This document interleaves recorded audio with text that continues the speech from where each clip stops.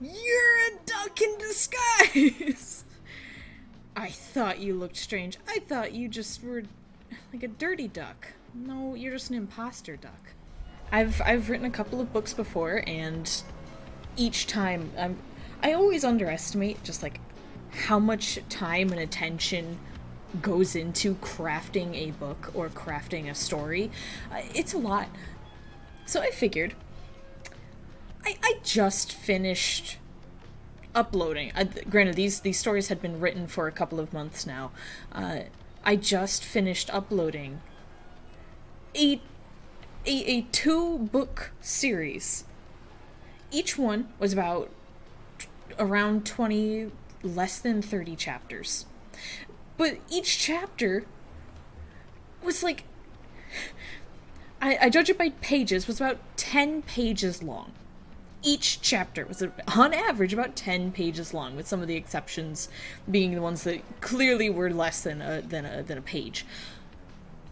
I got curious one day and looked up, wait, how long is this projected read time? Literally each book is over 10 hours. Like, I can't make that up. Each book is over 10 hours. And averages about 10 and a half hour read time.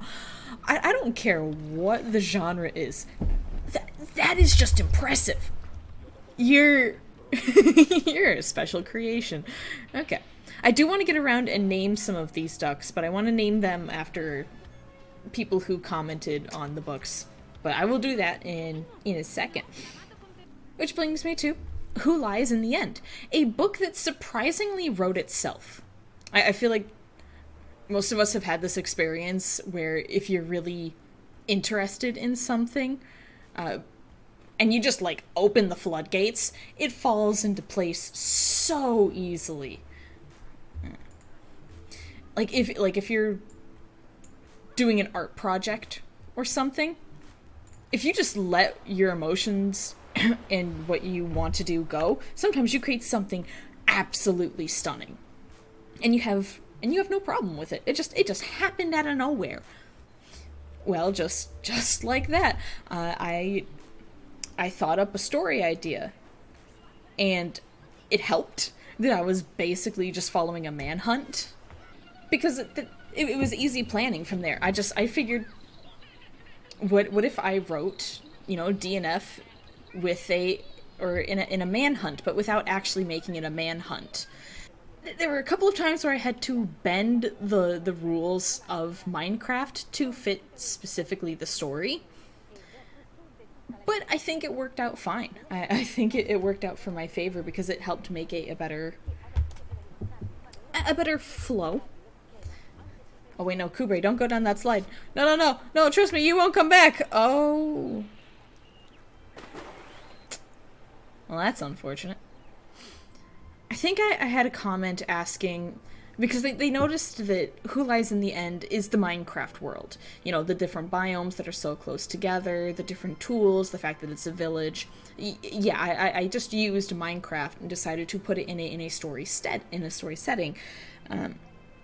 In terms of lifetimes, I think I tried to have the characters in the story explain it. I'm sorry, I was talking. Oh, there it is. I tried to have the characters explain it in story, but basically, they had an infinite... Oh, holy Kenkus, it just lit up. That's so cool. They had an infinite lifespan. Unless you were actively putting yourself in danger, you were not at threat of dying. Now, of course, if you got ill, you were at threat of dying. If you were attacked, at risk of dying. And that's what was very risky about Dream and his lifespan before he even went to the end in the first place, is that he was every day putting his life on the line. He was risking an infinite life for the act of doing something reckless. Oh, hello. Which one is yours? Oh, you're metallic and purple and lovely. Oh, you're beautiful. No, obviously he dies in the end. When he gets to the end and he falls, because he's like tossed down onto the fountain, he dies, technically. He survives because of the creative block, which basically puts him into creative mode, where he can't die. That was great. He was not at risk of dying. But yeah, they technically had infinite lifespans, but the creative block put Dream in creative mode. And that's why it was such a big deal, why he was so uncomfortable with taking the creative block off, because if he took it off, that basically put him back into survival mode, which put him on borrowed time. Hold on, I didn't put him on borrowed time. If he lost the creative block, he was dying. That's why when George took it off him by breaking it, for just so Dream didn't die in that instance. I'm sorry? What? What?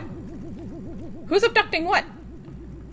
No, you let him go! You let him go! What? Don't you touch my ducks. You're strange, new duck. What? Don't trust. I don't trust. Oh, no trusting this duck. Oh, but you do look super... You're a mouse. You're a mouse! Oh my gosh.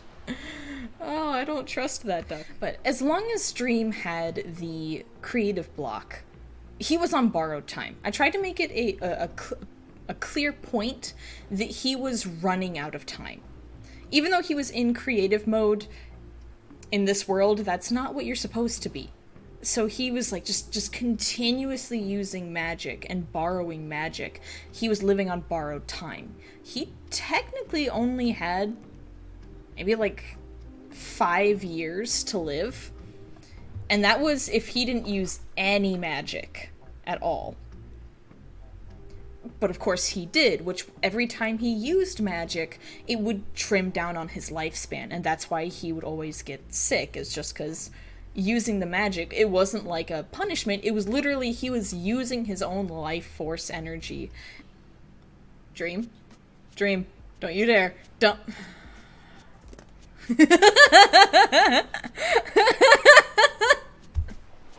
I am not the biggest fan of the I'm royal, but I don't want to be royal trope. I say that knowing how I made George. I say that 100% understanding exactly how I made George, where he was like, all right, I'm a duke. That's fine, I guess. To me, I feel like I did George's trope pretty good. The idea of I'm of some sort of noble birth, but I don't actually want to be it, because he was fine. He was fine being the Duke of the Mushroom Kingdom. Mushroom Village, smaller thinking. But he wasn't completely happy with that. And I tried to emphasize that by describing his crown or his tiara or the mushroom hat as heavy. Because each time he put it on, he was donning a persona, donning a mentality, and accepting a bunch of responsibility that he might not want, that he didn't want. He was fine to take it on, but he would have much rather be moving around and exploring. And that wasn't something that he innately had from birth. It wasn't like, oh, I always wanted to go wandering the wilderness. He developed the desire to move and travel because he spent so long in the Mushroom Village. Because he spent so long being confined to rules and regulation and protocol. It was from there that he grew this desire to leave. And that's where Dream really came in and was like, oh, sweet, I can do that for you. I know when you're writing fanfiction stories, you have to have some suspension of disbelief. We could as authors, write down every day what happens, every mundane interaction. And if done correctly, that can be super entertaining. But I also don't necessarily want this to have a 100-hour read time. I also can't think up with that kind of stuff without it just starting to be rinse and repeat. So there has to be some suspension of disbelief. I think I had George mention that he had only known Dream for over a week at that point, and people in the comments were like, oh hell no, it's been like a month. And I'm like, it certainly feels like it's been a month, but I can assure you, I was keeping track in my mind. It's only been a week. It's only been a week since they met each other, and it feels realistically impossible for them to have such a relationship. No, Addie, don't do that. No, I know Dream's down there, but you don't need to go down there. Addie, no! Addie, don't go down there! It's not what it feels like! It's not what it looks like! Addie! Well, you can join Daisies or Daisies. Oh no. Whoops. Oh, you can say hi to Dream. There you go. Oh, sweet. Leave. Wait, I think you're actually taking Dream with you, too. Hold on. I think you might have just... Hold on. Oh, no, Dream decided to bail. Alright, well, whee!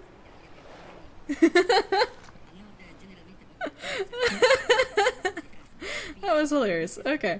That was adorably hilarious. Well, welcome back. Still, even though there's this suspension of disbelief, I'm trying to follow this mindset from a couple of therapists,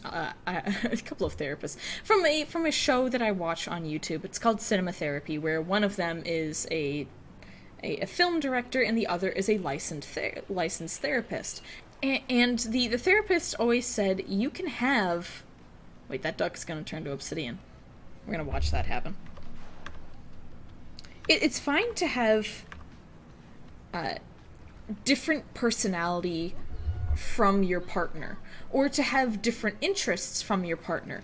But what he always emphasizes is, are your goals the same? Are your goals aligned? Oh, wait, no! You caught the wood one on fire! Oh. That's actually rude. Addie, don't get close, you might melt. But are their goals aligned? And that was what was important for Dream and George, and what I think I did really good, and not only No Matter How Far, but Who Lies in the End. Their goals aligned. Even though their methods were different and they had different fears and of course different personalities, their interest and their goals were just to wander around and do what they loved. And they could both get on board with that. I should probably talk about the really absolutely stupid chapter number system that I put in place, because it was genuinely bad, and I had a chance to fix it in No Matter How Far. I had an opportunity to do something different, but I said no. Apparently, it was... if you didn't catch on, the first number, which was typically something absolutely crazy, and I think the first number was actually like 110. That number actually referred... Oh, 31. Who Lies in the End, Chapter 1 was technically Chapter 31. That secondary number that felt just out of the blue was in line with Dream's life. How far he had gotten, where was he in his chapter of life? That's why when we go to No Matter How Far, it jumps straight into the triple digits, because his chapter of life had moved on. And spoiler alert, in No Matter How Far, when it resets back to 1, even though we're on, like, I'm sorry, snow? Even though we're on chapter 15, it also gets reset to chapter 1. It's because Dream gets reset. And so his story gets reset. Aside from the wonky numbers system... Alright, we'll have to check on that guy later. Aside from the wonky number system, I did a different title system for Who Lies in the End and No Matter How Far. Who Lies in the End, I just took quotes from within that chapter. It's supposed to be a little teaser for what you're gonna find. I think... Da-da-da-da-da-da. Yeah. I promise you it isn't... is the first chapter of Who Lies in the End.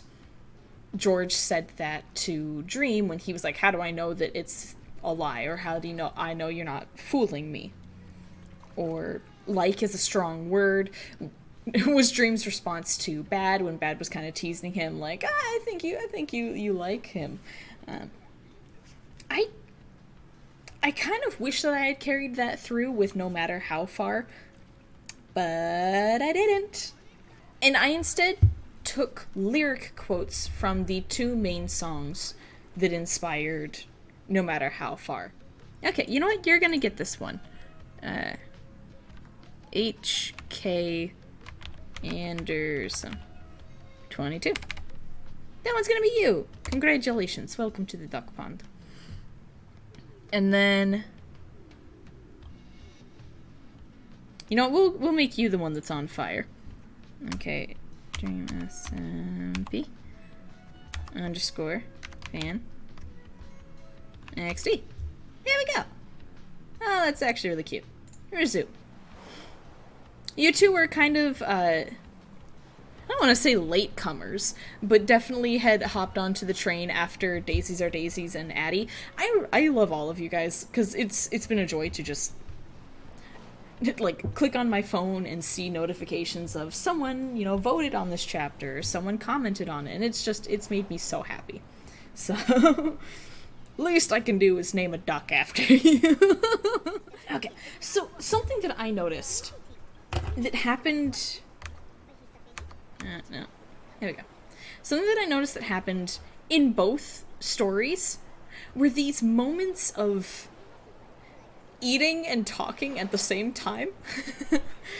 And they were purely on accident, but from when they were playing the game with the candies, which someone called it out, yeah, no, it's basically Bean Boozled, but with something different. From that moment to them moving to eat in the den, and then of course in No Matter How Far when they're sharing the cookies and the apple butter with toast, I realized I did that a lot. Moments where they sit down and eat and talk. And I think a big part of that is just because that's the easiest time to get multiple characters in one location. And for the most part, everything's amicable. I can write flavor text without just having a bunch of dialogue. Because if it's a whole bunch of dialogue back and forth with no flavor text, I don't know, that gets boring to me. And when I say flavor text, I don't just mean a tag. A tag would be he said, she said, Dream spoke, George screamed. That would be a tag. A flavor text would be, so I noticed that you were engaged, Sapnap said as he reached for a dinner roll on the table. That would be the flavor text, is this action while they're talking.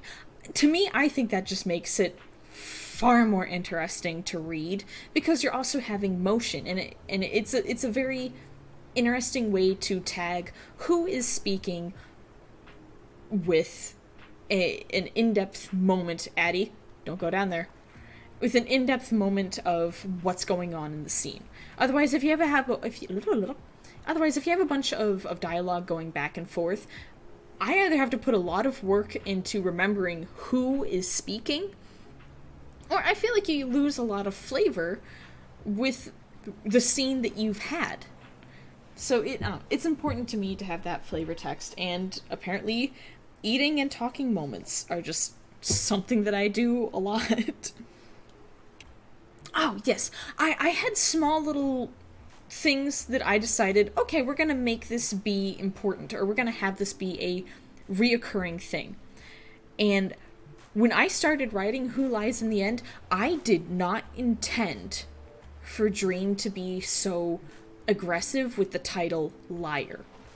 I didn't realize I wanted him to be so gung-ho on honesty I was literally typing out the chapter, and I think we first ran into this problem when Sapnap is goading him on. When they're sitting in the den, they have done introductions, and Sapnap is goading him on, calling him a liar, calling him a thief, calling him, a whole lot of horrible things. And Dream could take everything except for liar. And my brain was like, that would be a really interesting one, because if he gets really, fed up on the fact that he's being called a thief, or a terrorist, that wouldn't make sense, because then why not just stop? But if he's being called a liar, that feels more interesting. So I decided in that moment, he's suddenly not gonna like being called a liar, which led to some interesting character choices. And I decided in that moment, he's never going to tell a lie. And he doesn't. Which helped impact later on at the end of Who Lies in the End, when he's lying to Techno, trying to save his friend's life. He's actively... I'm sorry? Super loud? You? He's actively telling a lie. Which is supposed to be a big moment, because it's he's had this such standoffish attitude towards oh my gosh, you guys just sunk to the bottom. No. I have a fair amount of references in both Who Lies in the End and No Matter How Far. I wanted to make a Heat Waves reference, but really hard to do that without it feeling really contrived. So far, the best Heat Waves reference that I've seen is in not Scotch and Skid's Marks. Who came in here? Oh, but in Champagne Burnouts.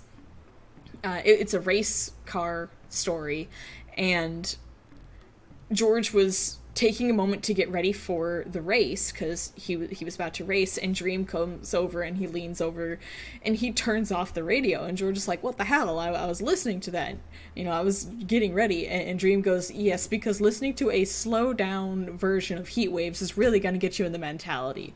And then he moved on, and it was totally fine. It was a clean, seamless reference to Heat Waves. I enjoyed it. I did not think I would be able to do the same. So I had a hidden name, and I have a couple of people. Oh yeah. Gosh, Daisies and Addie, you guys both hopped on the same joke. When George is trying to name the dragon, he starts listing off names. Dave, Drew, Joe. I'm looking at both Addie and Daisies or Daisies. Y'all both went for Joe Mama jokes. Congratulations. Edmund, all those names, that's the name of the band of Heat Waves. Each member got listed. It's a very hidden reference to Heat Waves, and it doesn't look like anyone got it, but they all caught a Joe Mama joke. Oh, what? Oh, panic. Oh, it's fine. Oi, out of the chair. No, get away from the PC guy. He's super loud. Glow in the dark duck. Glow in the dark duck. Glow in the dark duck. No, that's not who I want. Nope.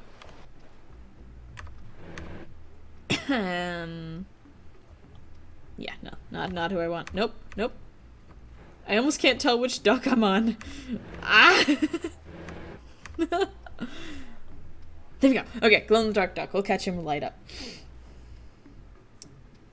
But subtle little Heat Waves reference there. And of course, the names that Dream uses, I decided to follow some of his logic in some of his naming things.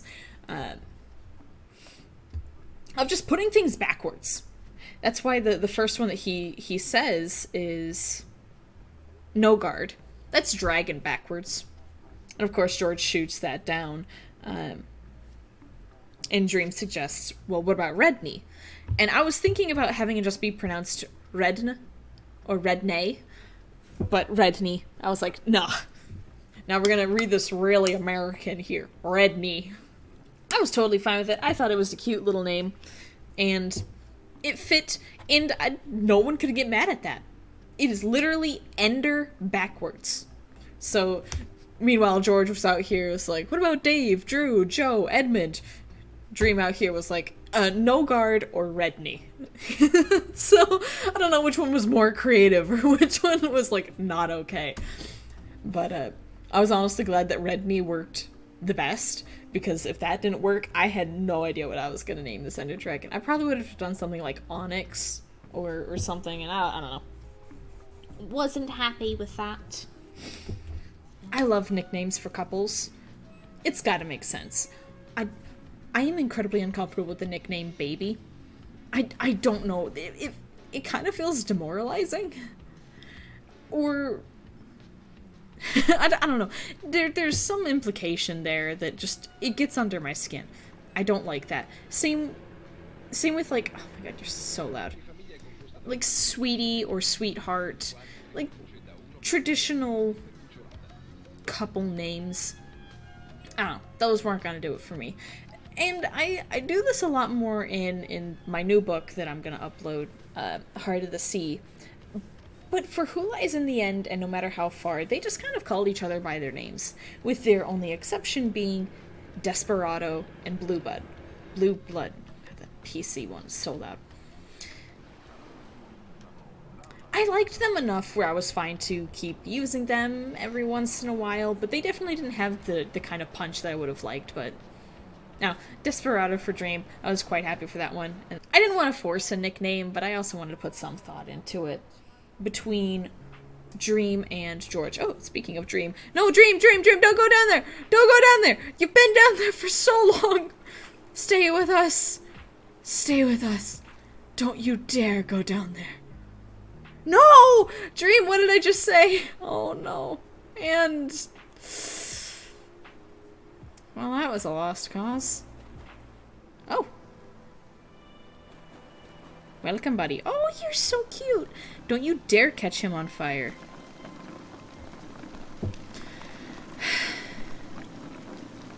I tried, guys. I tried. I warned him. Oh my gosh. I didn't intend to write a sequel, but I figured there were enough loose ends that I could. And I was also really happy to focus more on Dream and George's relationship.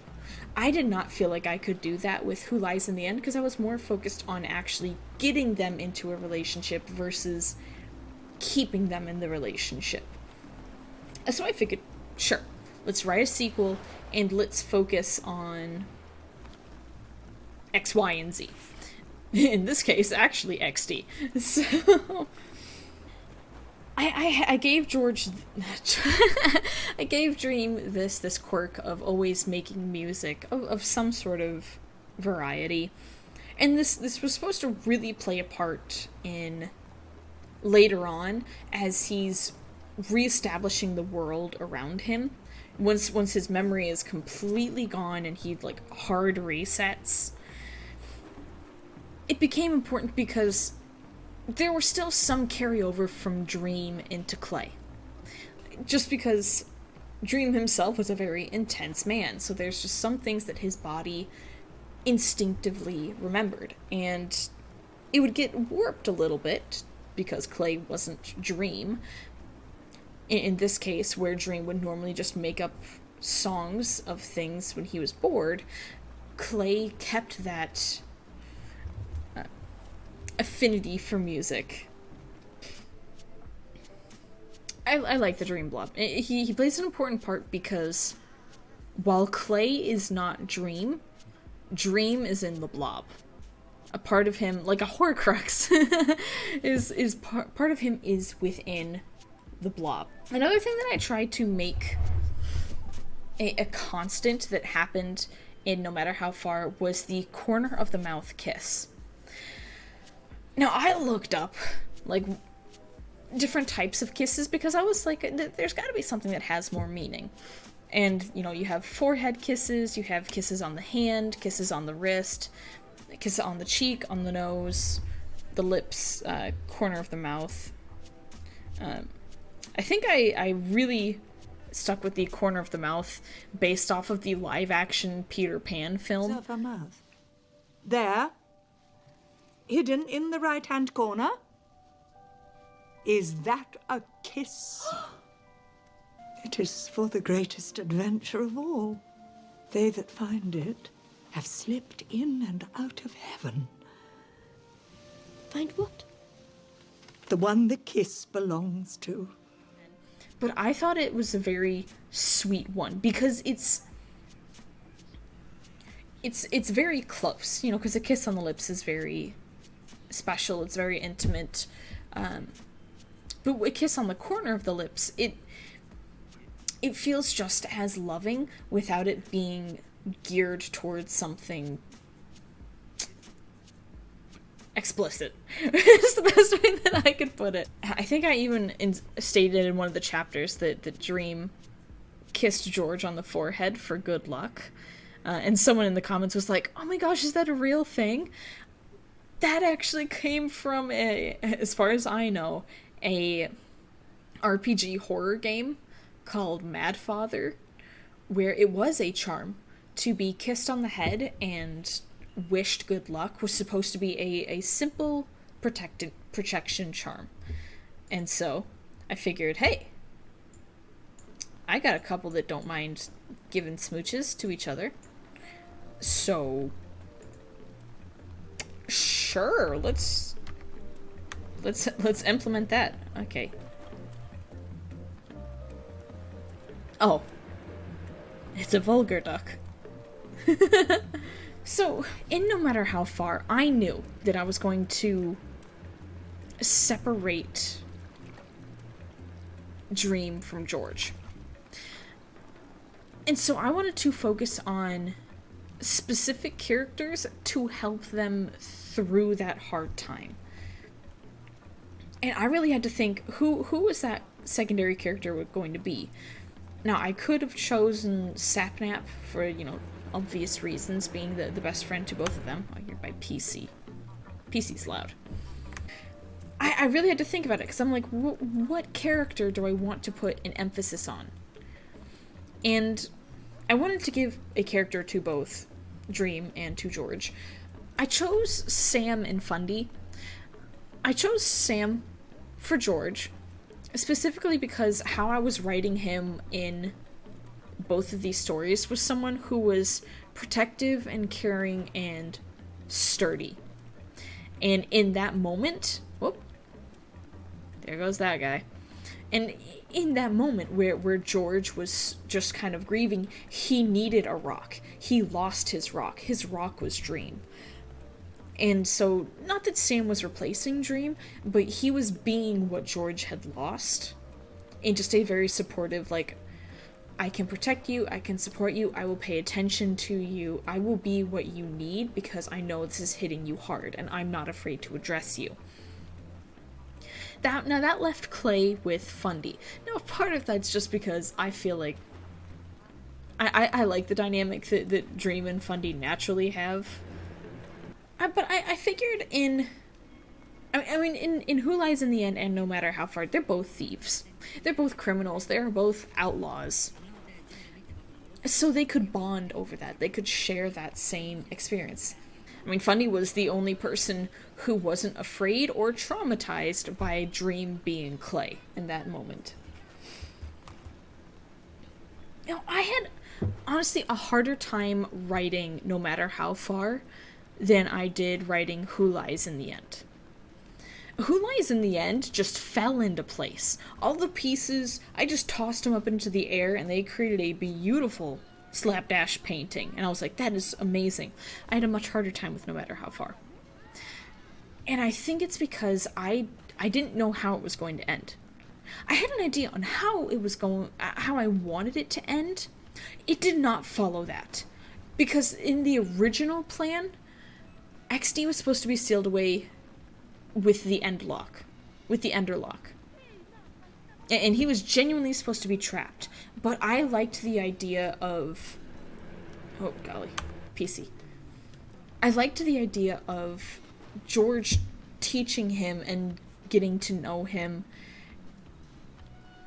And getting XD to a point where he's on the path to a healthier... healthier social life, I guess is the best way to put it. But it was definitely a lot harder to write No Matter How Far. But at the very least, what I wanted to do with No Matter How Far was focus more on Dream and George's relationship, and I feel like I did that pretty well. There are some moments where I'm like, that didn't fall quite how I wanted it to. Like, any time where they're flirting, I am not a flirtatious person, IRL, so having to write two characters to do it was kind of awkward. It's not the worst. But, wasn't the best. I had a couple of antagonists in No Matter How Far, namely XD and Wilbur. No, Wilbur was one of those... Oh god, the radio terrified me. Wilbur was, one of the loose threads from Who Lies in the End that I realized I could work with. And having him have this vendetta against Dream, I felt like would help fix the fact that Dream had still done bad things. He had still literally caught a town into ruins through TNT. So I was like, I'm pretty certain people are still quite mad about that. So I had Wilbur in there. And I was like, what would Wilbur be mad about? Or what if he lost somebody in that raid that Dream accidentally did? Which he did. It was a genuine accident. He was on the gallows and he still had the creative block, and in his panic and will to live, he may or may not have just rained down TNT onto the poor town. Well, Tommy was there. Now, when you are writing a story, especially if you're writing fanfiction, you have to pick which characters from the fandom you want to use in the story. I'm not the biggest fan of Tommy. I know he's a fire starter, so I did not put him in my story. I literally had nearly every other fluffing character, but I did not have Tommy. But I could have Tommy if he was dead, and that was exactly what Wilbur was upset about. It's like, okay, Tommy was dead. Wilbur wants revenge, and not only revenge for Tommy, but revenge for everyone else who lost someone or who lost their home just because of Dream. Just because of Dream. And it definitely led to some interesting problems. And I'm not the biggest fan of writing combat scenes. I'm not the biggest fan of reading combat scenes. I have literally read a story where the person painstakingly tells me how each person moved their leg and limb in a combat. That was exhausting. It was so boring to read. I hate reading and writing combat, which is ironic because in both Who Lies in the End and No Matter How Far, I have combat. But I at least didn't want to do that with Wilbur. I wanted to have Wilbur be a little more creative. So he kidnaps Dream, and he starts exacting his revenge. There's a lot about No Matter How Far, about the fact that Clay, his mind was genuinely not his own.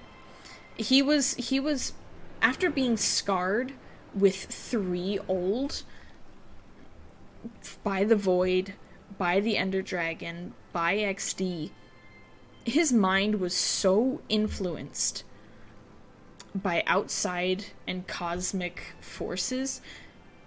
When he was lucid... Catch a flight. Oh.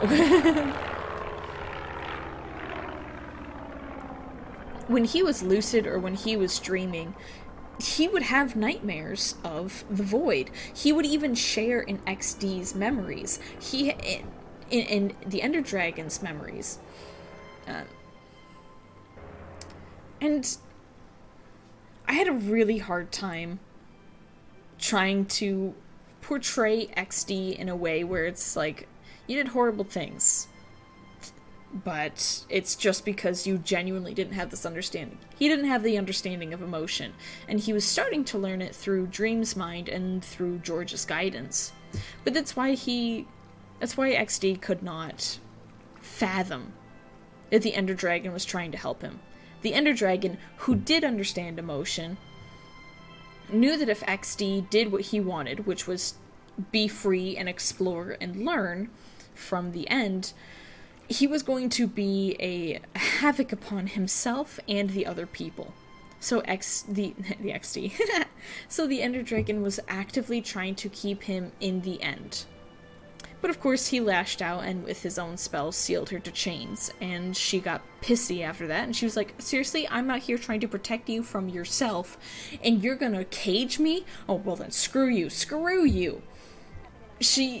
When the portal was open, she was literally like 2 seconds from jumping through, snatching him. She didn't care if he was in tiny blob form and forever trapped that way because he was sealed that way because of his own spell. She would have dragged him back and just chewed him out. And it would not have been a healthy environment for XD, so... He may have his cosmic phenomenal powers limited, but at least he can explore with Dream and George. Similar to, like, power balancing with relationships in stories, I also did not want to compliment their looks. Between Dream and George, like, every time that they stopped to appreciate why they loved the other person, the literal last thing that I wanted them to mention was anything physical. Unless it was something thematic, like maybe all that they could see in a dark night was Dream's glowing eyes because he was using the creative block to give himself night vision. And then George takes a moment just like, damn, those are just really cool eyes. Sucks that I can't see the full color. I wanted them to complement their personalities because I'm just kind of... I wanted to help lead into the fact that they're not in this relationship because, oh my gosh, this person's so pretty. They genuinely care about the other person, their personality, and their likes and interests, and their drive for things. So I wanted to make sure that I noted that. So anytime they complimented each other, even if it was just in filler text, it would always be... Oh, whoop, there we go. I would always be complimenting their personality or their mind before I complimented anything about them physically. That just... it makes sense to me. You know, another fun fact. I almost didn't give Dream back, and no matter how far. I almost kept him as Clay. I genuinely did not know if I should give him back, because I was like, does that undo all of the emotion that was built up? Or does it help cater to the meaning of the story? Like, will the audience feel cheated if I just gave Dream back? And I really had to think, because it was in the realm of possibility. XD could have given it back. So it wasn't a matter of if it was available. No, it was available. But would Clay do anything about it? Because Puns gave Clay an out and was like, hey, I'll go with you, and we'll go somewhere, and we can start all over together. He offered that out, but Clay didn't take it, and he decided, you know what you and Dream had, talking to George, was so special. It was precious, and it would be horrible of me to keep you from that. And, you know, the whole title coming in, like, no matter how far, he will always love you kind of thing. And I'm like, oh my gosh. I almost didn't give him back, though. And I feel like I made the right decision. I'm not moving the camera. Anderson was just like, nah, you're gonna look at me right now. And I'm like, oh, okay. I can assure you. It's fine. You don't need to worry. Like I said, I'm happy that I gave him back because I want a happy ending for George. Can you stop, like, doing that? Can you just pick a duck and stay on the duck? That's all I want. One of the last things that I wanted to mention was Technoblade within the stories. I had finished Who Lies in the End and had even started writing No Matter How Far when we lost Techno, and I felt so bad. I genuinely was thinking, like, do I drop him from the story or do I leave him there? Do I keep him in or do I try and scratch him from the story? I didn't know what was going to be more respectful to him. And in the end, I decided to keep him in, and especially for No Matter How Far. But I didn't want him to be from an antagonistic view. But at the same time, knowing what I know from Techno, he didn't necessarily hate that view. he kind of thrived in it. So it was very, very upsetting the day that we lost him, and I didn't know if it would be dishonorable to keep him in the stories, but I figured it would be more dishonorable to cut him from the story and try to forget him. Now, in future stories, I'm not going to have him in, unless it's some sort of honorable, respectful mention. But I'm going to try and not have him in there. Oh, wow, we are really focusing on Moss Block here. I'm going to keep writing. I'm just going to keep writing until I don't feel like writing anymore. I have several ideas. But why don't we go around the pond. We'll make all of you quack. And just say personal thanks. DSMP FanXD. HK Anderson 22. Oh, hold on. Okay.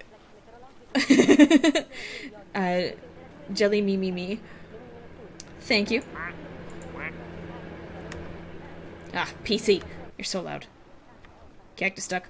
Charles. I love the duck. Camo. No, you didn't have a name. Oh, no, not you.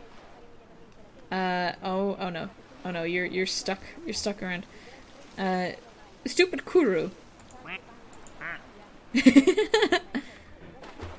Ah, I'm so sorry.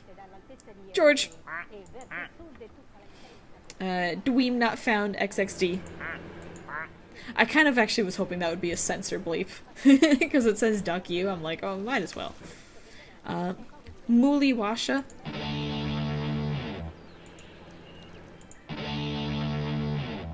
Okay, I wasn't expecting that. Congrats. Oh no. Mrawin. Mrawin. Very cute duck. Nah. Oh, no. Jordy Mabe. Ah. Thank you, firefighter, for your service. Ah. Oh, and there's me. I thought you were put out! Oh, damn it. That's set on fire again. Melod. Oh, daisies are daisies. Oh, very cute. A and as. It use Bastion. Oh, Dream. Eddie 2702. I'm really gonna give an extra like clap and a half to you, just because you've been the most active, most consistent, and considering how I know how difficult it is when someone is uploading as slowly as me, it means a lot. So just extra clap and a half to you. There you go. Oh. The mouse. Whoop. Meteorite 707. I just sunk to the bottom. We love you. Moss Block.